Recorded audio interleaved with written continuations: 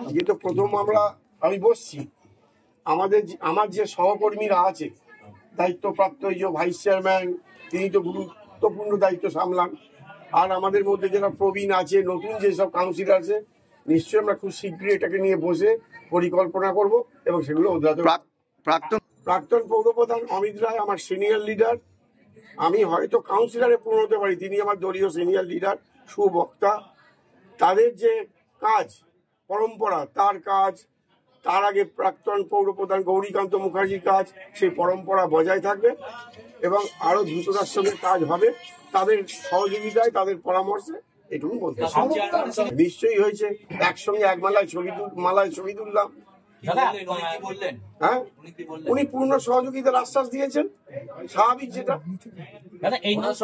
তিনি আমার senior leader, তার সুপরামর্শ বোর্ড চালাতে কাজে লাগবে বই। এই মুহূর্তে পুর পরিষদ সদস্য যে আপনি ছিলেন, পূর্ত দপ্তর, তার দায়িত্বে কে থাকছেন তাহলে? সেটা এই মুহূর্তে আজকে ঠিক হয়নি, আশা করি কিছুদিনের মধ্যে সেটা সমাধান। বিরোধীরা বলছে বিধায়ক ঘনিষ্ঠ বলেই চেয়ার পেয়েছেন আপনি। আমি তৃণমূল ঘনিষ্ঠ বলে চেয়ারটা পেয়েছি।